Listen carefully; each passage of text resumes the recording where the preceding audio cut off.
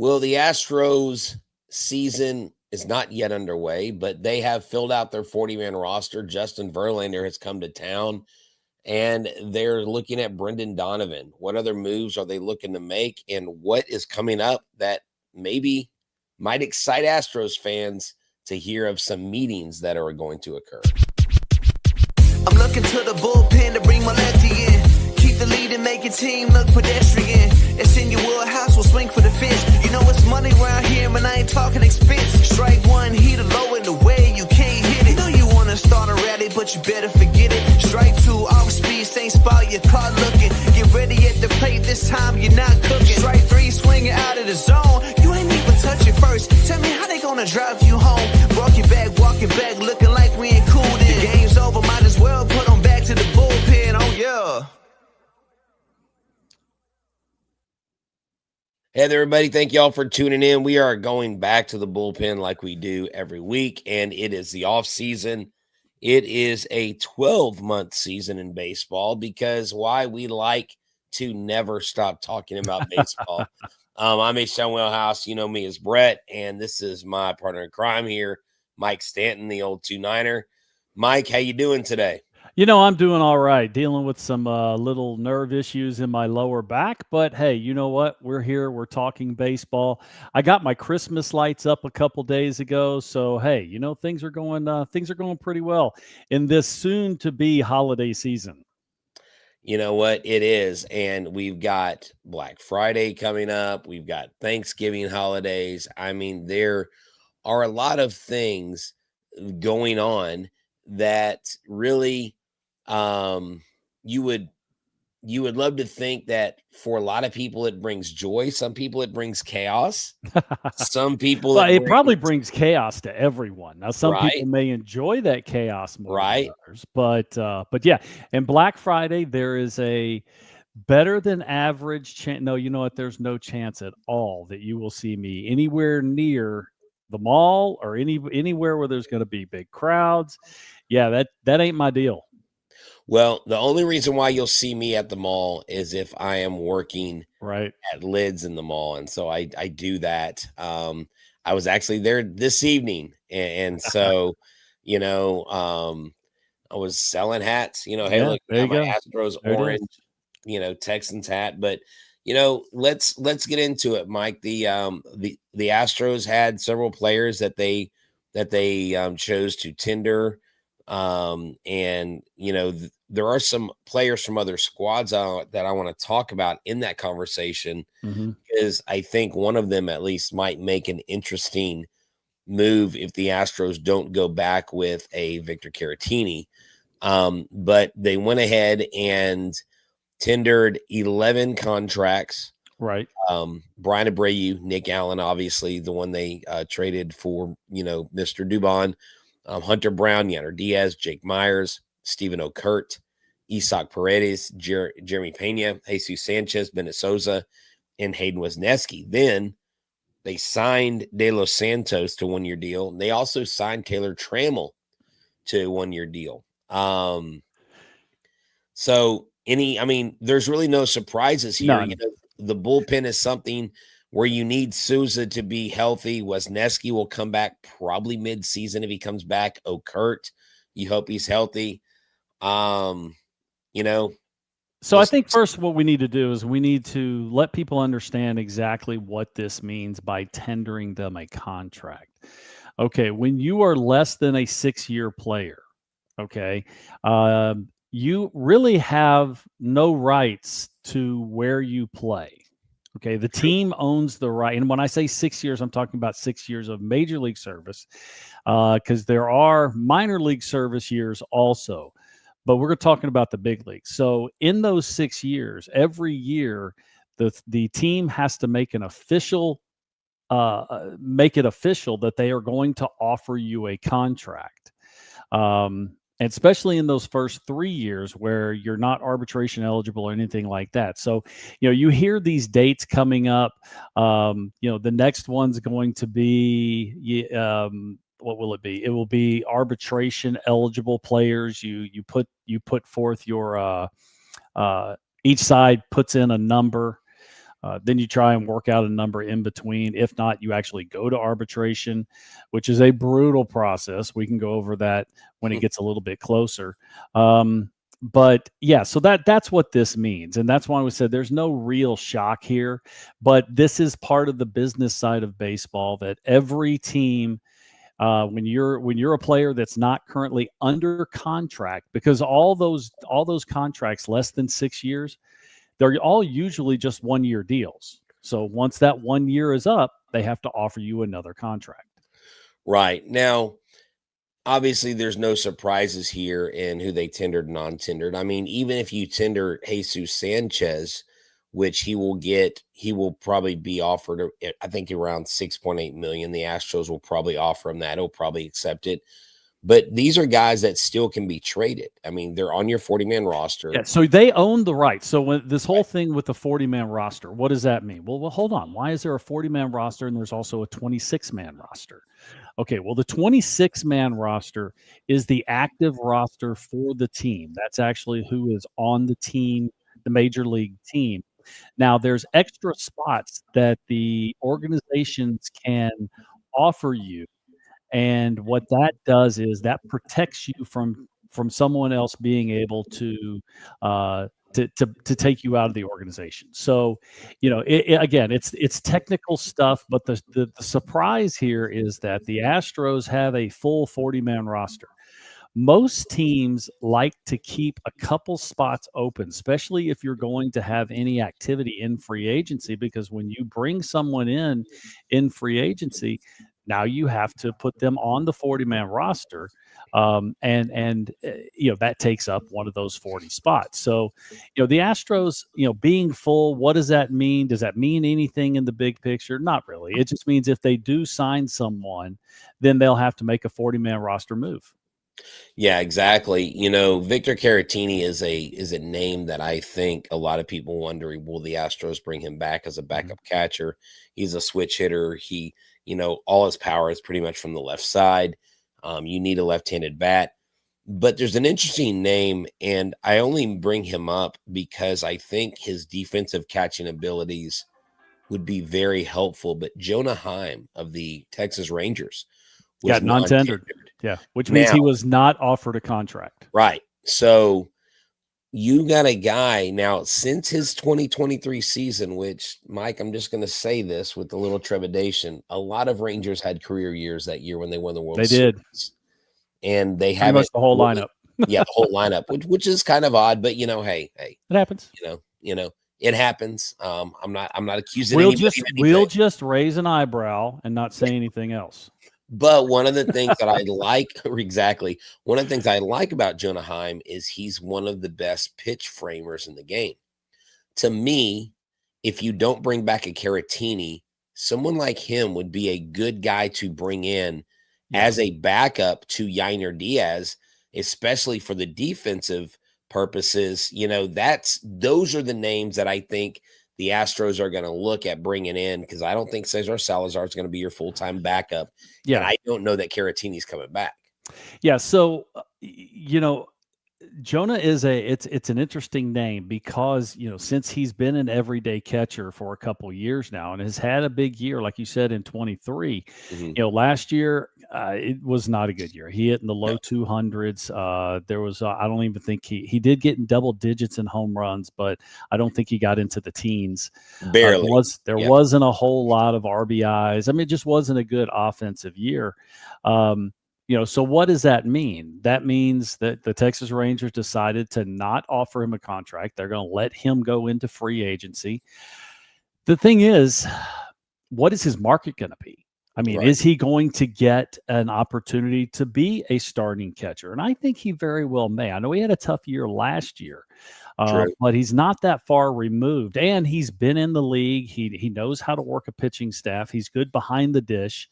So there's going to be opportunities there. But, if the market doesn't materialize for Jonah, Yeah, that would be a great name to have because you're not planning on Yiner catching 150 games anyways. Right.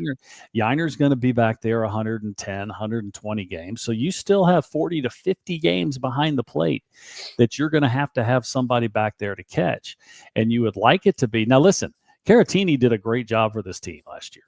I mean, he had, my gosh, he had numerous really big hits for this team. Is he going to come back? I don't know. We'll have to wait and see. And I think the Astros are kicking those tires. And, Dana Brown is actually probably kicking tires on just about everyone. Oh, yes. They're Trying to making figure out, calls. because one thing, you said just a little while ago that this is a 12-month sport. Okay. There is no off season where nothing is being done. There's something being done every single day. And tell you the truth, for Dana Brown, this is his regular season. When you get into the regular season, the playing season, now, okay, he gets some time. I don't want to say got some time off, but he's still got work to do. But here in the offseason where he's trying to build a roster, he's trying to build a championship squad. This is when general managers are losing sleep and trying to figure things out. And so, we'll just have to wait and see. But even though this is a 12-month sport, like we just discussed, we're still very early in the off season. We're still very early in the what we like to call hot stove season. I think the stove is still heating up. Oh yeah, I know. I mean, they do have the Hot Stove Show on MLB Network, and you've had some guys that have signed. We talked earlier. The Mariners bringing back Josh Naylor, on a pretty decent contract, I think, for him and the team. Sure. But I mean, you had a trade that I was surprised at. You had Grayson Rodriguez, who I thought, because the Orioles need starting pitching, would have let him throw this year, because I think a healthy 26-year-old Grayson Rodriguez with 3 years of control is a lot more valuable than Taylor Ward, who's very good at his own right. Sure. But has 1 year left. So that trade. Well, the thing is, Grayson was coming back from Tommy John, and he was, and the velocity just hasn't quite gotten back up to where it was prior. And we don't know what's happened behind the scenes. We don't know what the conversations are like. So there's a lot more to all these stories than we will ever know. But that was just one of those situations that you kind of scratch your head and you go, okay, well, they moved on. You would love to know the reason why. And if somebody is going to be looking at Grayson, I think that's a phone call that you would be making to Mike Elias or whoever it is with Baltimore to try and find out, well, why did you guys let him go? Why didn't you keep him and try to gain that velocity? So you'll have to wait and see. But yeah, that was a little bit surprising just because of his age. But you're talking about an arm. We look at Tommy John now and we say, oh, well, that's just a standard surgery. Everybody comes back. Usually that is the case. When you're having a Tommy John, especially if it's your first Tommy John, guys almost always come back, but it's not 100%.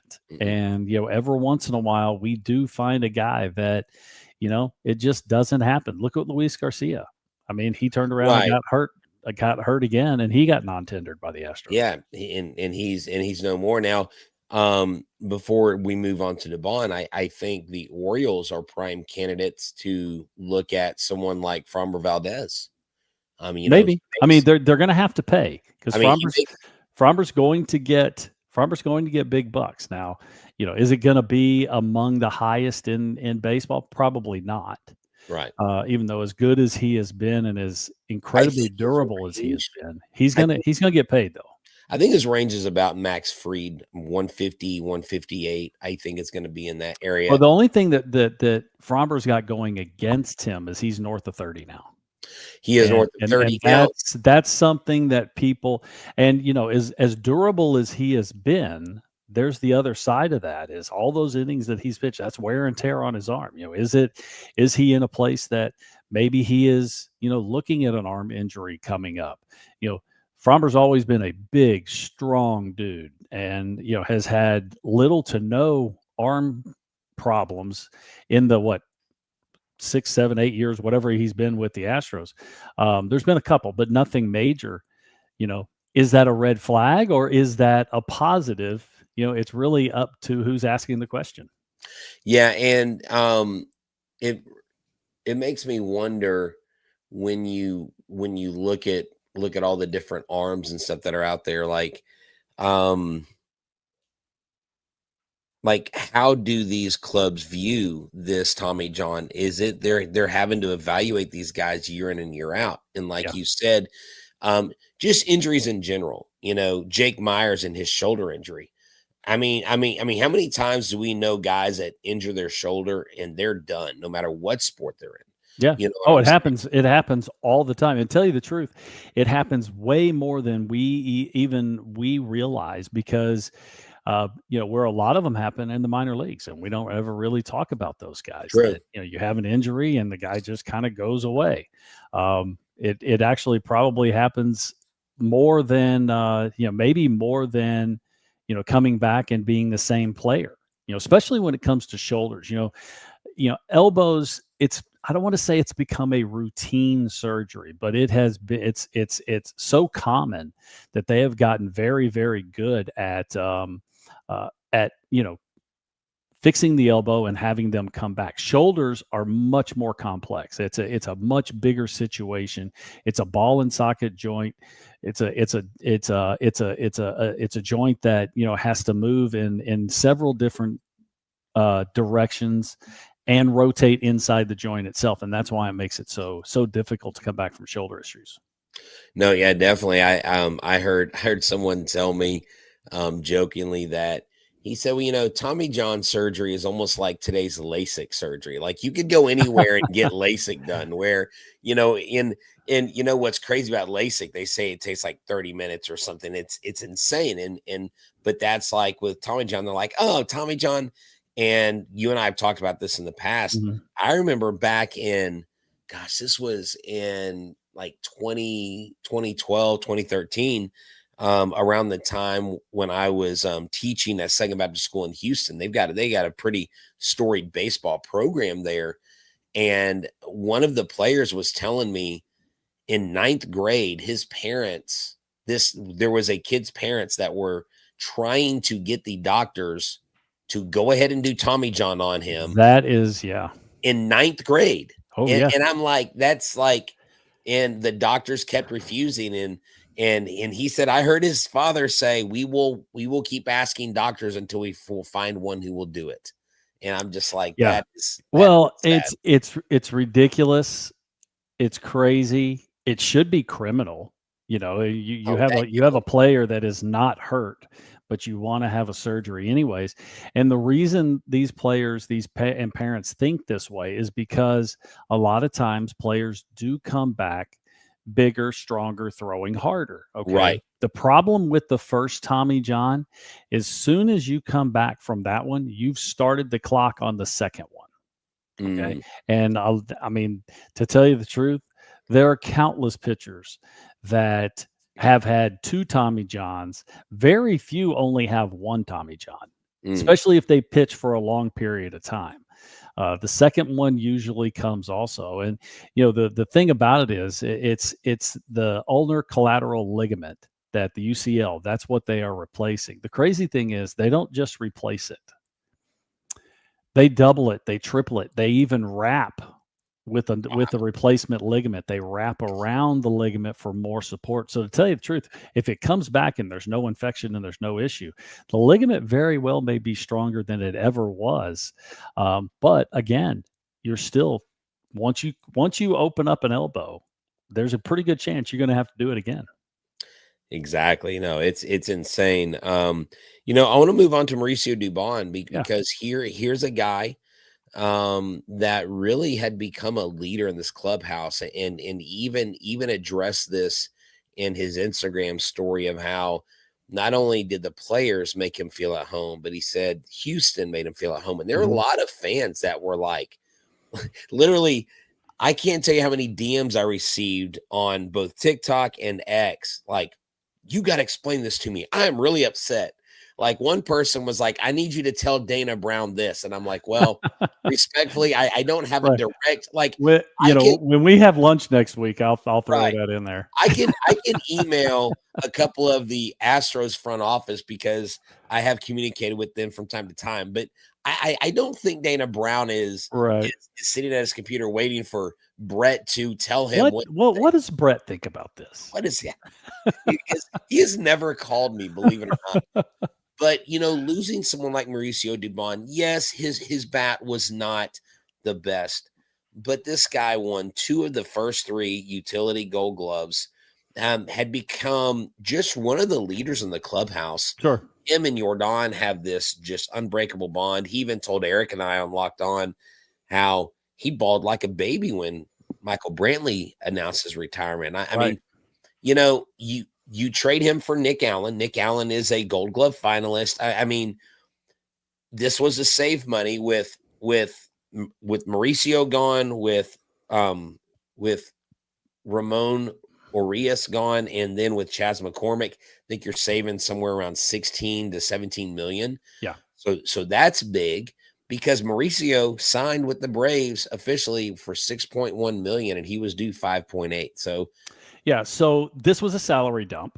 Right. I mean, that's all it was. And as much as Mauricio had become a fan favorite, a team favorite, not very many guys can just put on a glove in any position on the field and be above average. And that's what Mauricio was. He got some big hits. He wasn't a great offensive player, but that's not what he was really there for. He was there to spell whoever needed a day off. And he would go in and he would be usually at least as good as that person was, the player he was replacing.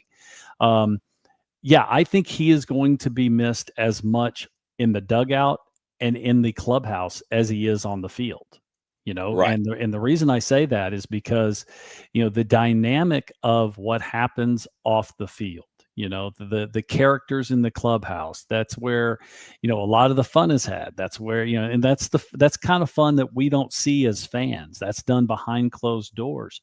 And that has a lot to do with how you play and how you interact on the field is how you interact off the field. And Mauricio was a big part of the personality of this team. And I think how people feel about Mauricio, you have to give credit maybe as much as anyone else is Julia Morales.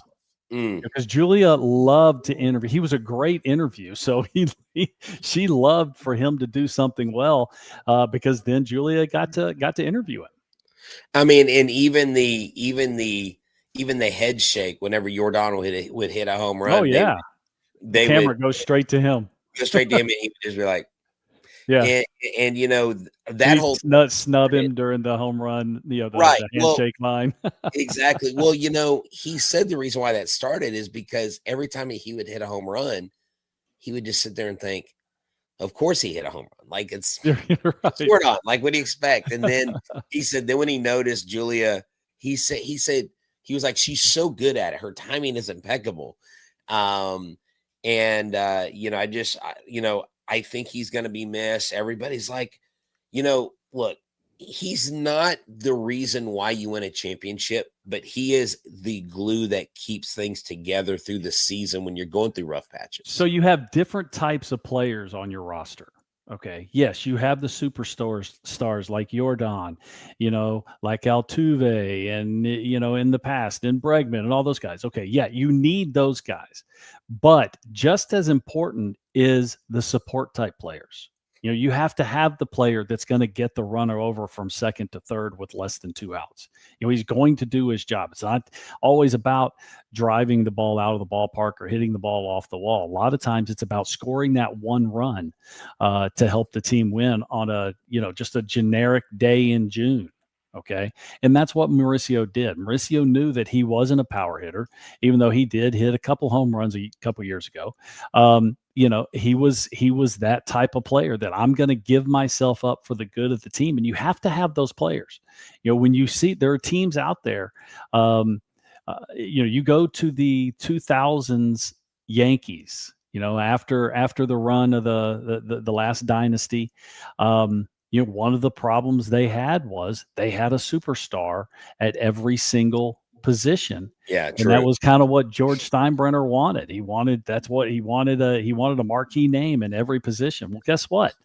Those teams don't usually win because nobody is, those superstars are there to drive in runs. Well, there's got to be people on base. There got to be people in scoring position. And, you got a guy on first base and you have a big bopper up.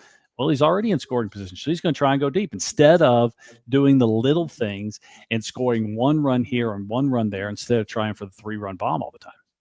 And that's what it's about, finding guys that fit in the mix. And that's, to tell you the truth, that's the hard part. Yeah. It's not finding a player that can fit, offensively or defensively. Yeah, right. That's difficult. But finding those along with the personality that's not going to disrupt the characters in the clubhouse and the culture in the clubhouse.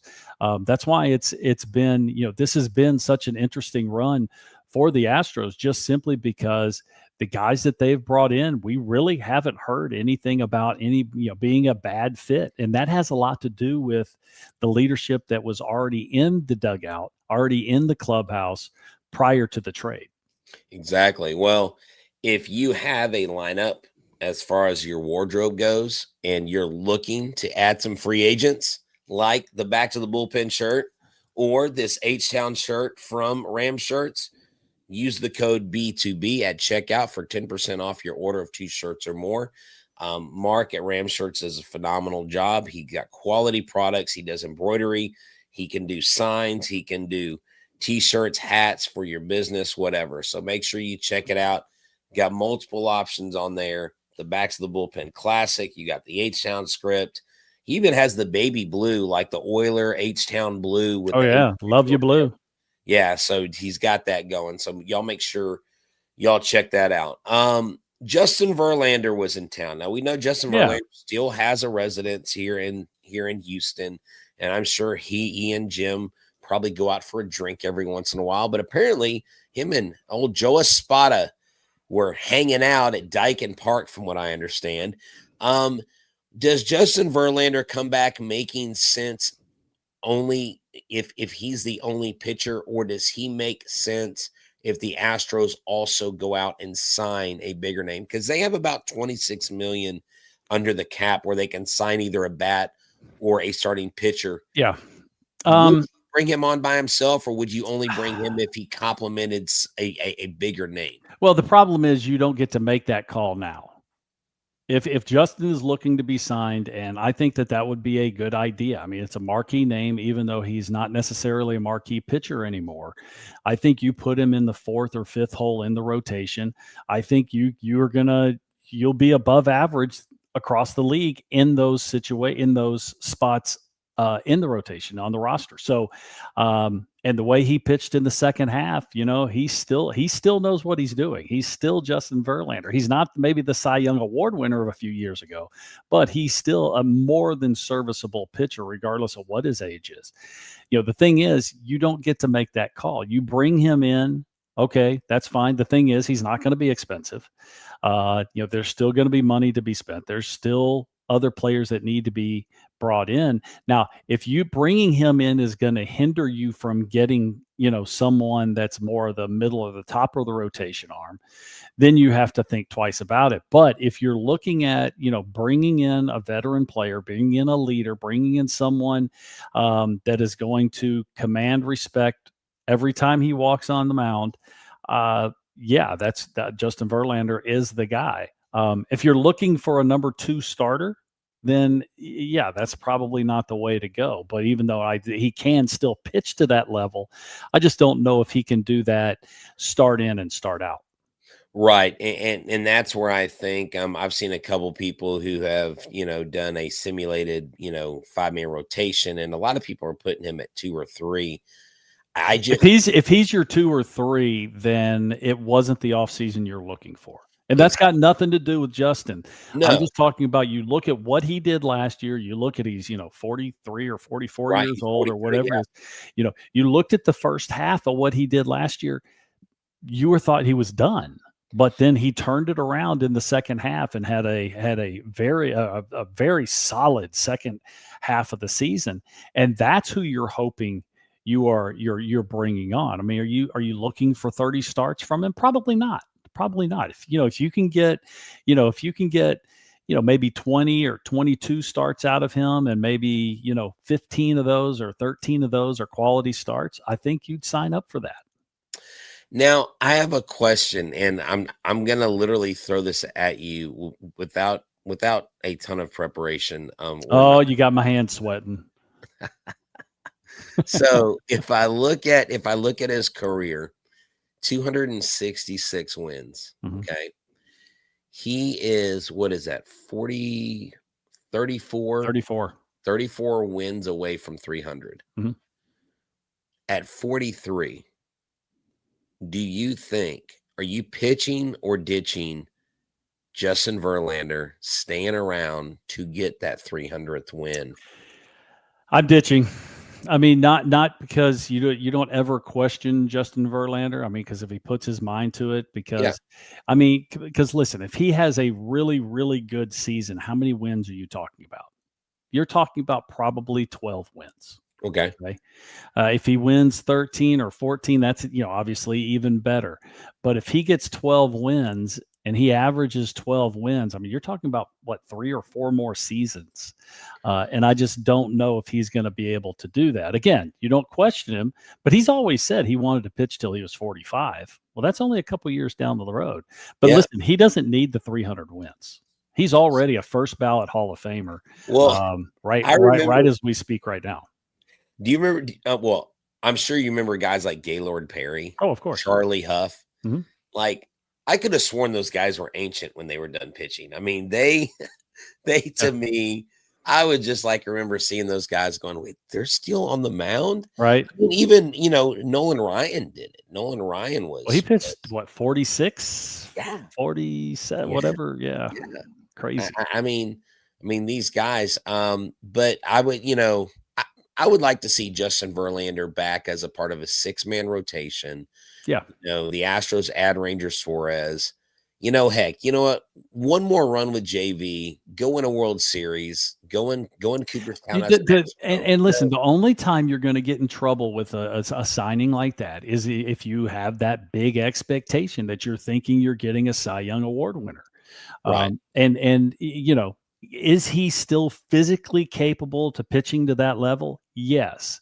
If he won a Cy Young, I mean, how many times has somebody won a Cy Young north of 40? Not very many times, if any. I can't think of any off the top of my head. Maybe did Clemens do it? Maybe. Clemens, when he won his Cy Young with the Astros, was he 40 then? He was right there. But my point is, it happens very, very rarely. So you just have to curb your expectations on who he is. You have to remember, yes, he is still Justin Verlander, but he's just not Justin Verlander 5 or 6 years ago. And what's insane is Nolan Ryan never won a Cy Young. Never did. Never. Nope.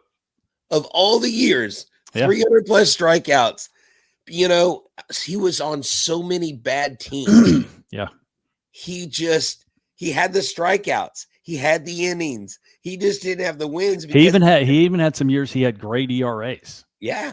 Great ERAs, but couldn't get the W because the offense couldn't hit the broadside of a barn sometimes. That's right.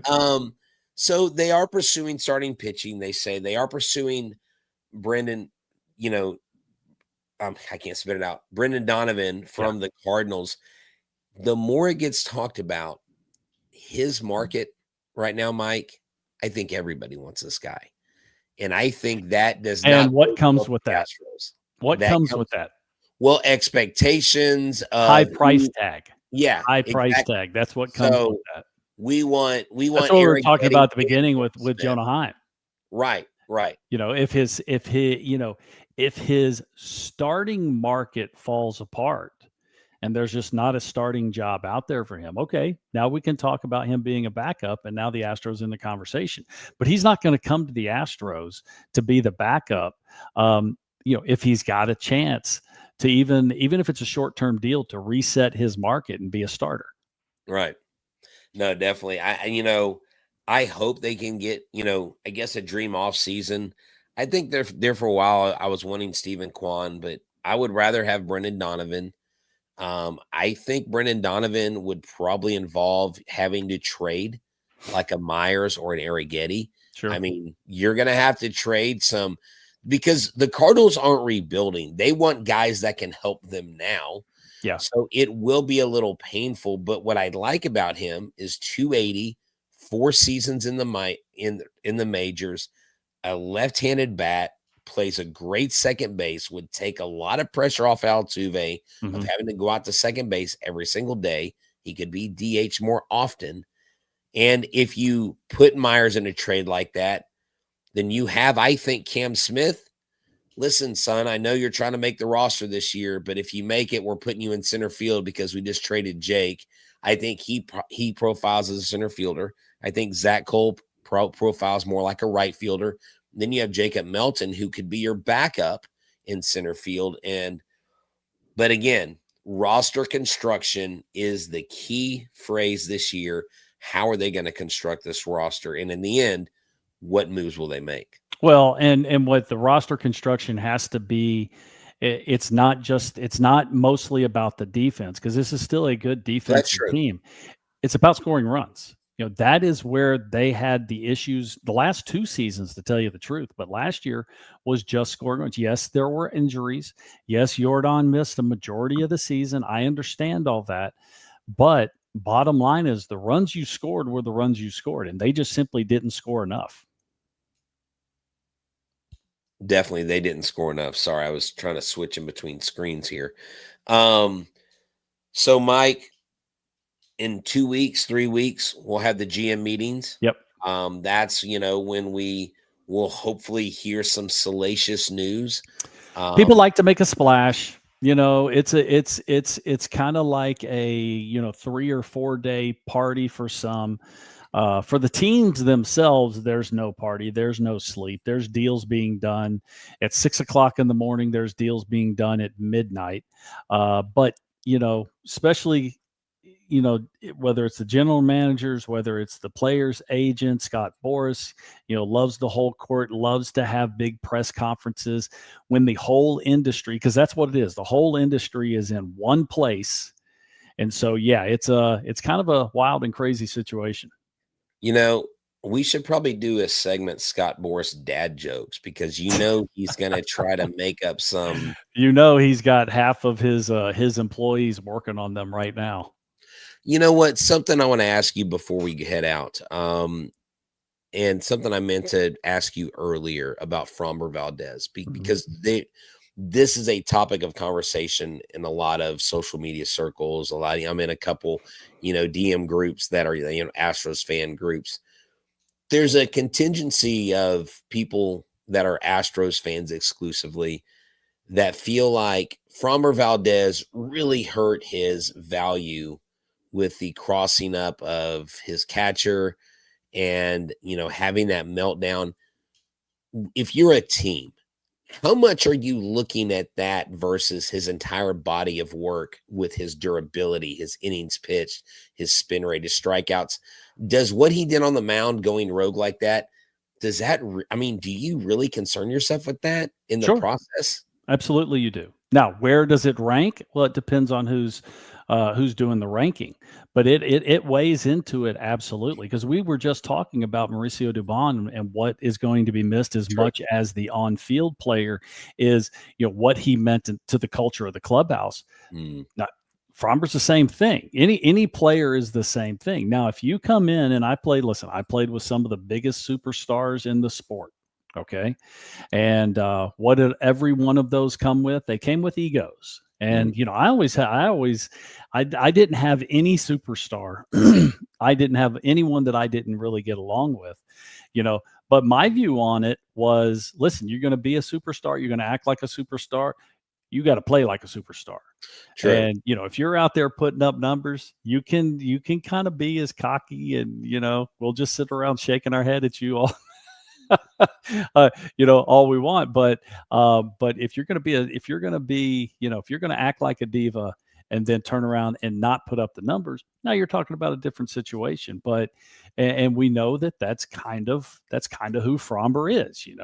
He kind of has the world according to Fromber, and if things aren't going right in his world, he can kind of throw a hissy fit. Okay, that's fine.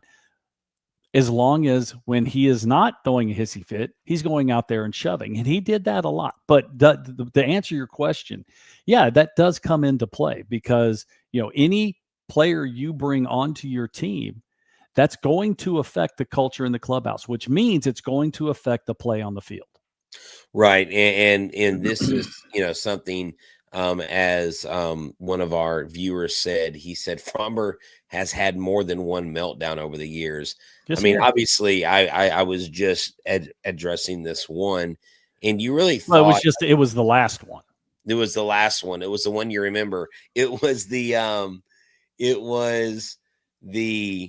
Astros relief pitcher punching himself in the face. That's how everybody. Oh, that was Ken Giles. Yeah, Ken Giles. I mean, nobody except Fromber didn't hit himself. He hit his catcher. Hit his catcher. Yeah, that's pretty bad. Yeah. When we put it in that perspective. I mean, you saw Ken Giles do it. You just kind of shook your head. You go, "Oh my gosh, are you kidding me?" Like that is now if he walked off and punched Brent Strom, that's a different story.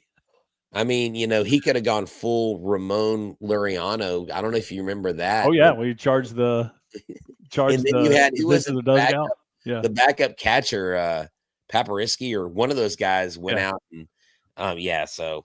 But hey, baseball is a fun sport, and I'm sure at some point we got to get some stories out of you about some stuff that you can share. That would be fun to hear.